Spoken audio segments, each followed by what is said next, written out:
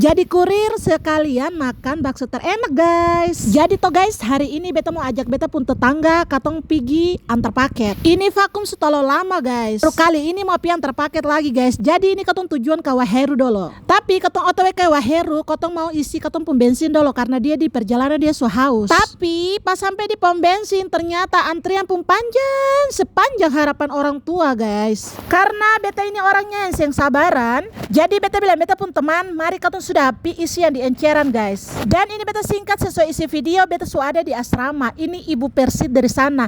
Beta terkaget-kaget karena dia paling langsing. Karena ini orang tuan rumah suka sekalor sukun, ya sudah kita sikat. Lanjut guys, ketemu mampir dulu di Poka, ketemu beli lauk nasi padang untuk beta pun teman. Ini inti dari akan mau isi video guys. Bakso terenak di Wayame guys. Siapa yang belum pernah coba wajib coba guys, ini tuh paling enak. Akang Purupa tuh biasa saja, tapi Akang Purasa dijamin saya akan lupa. Daripada kemarin beta beli dari Akang Purupa bagus, ekspektasi terlalu tinggi datang rasa zong, tapi ini paling enak. Kalau kau mau coba silakan coba, dan ini paling rame karena seenak itu Akang pun kuat tuh, perlu tambah segala rupa supaya paling enak. Selamat mencoba guys.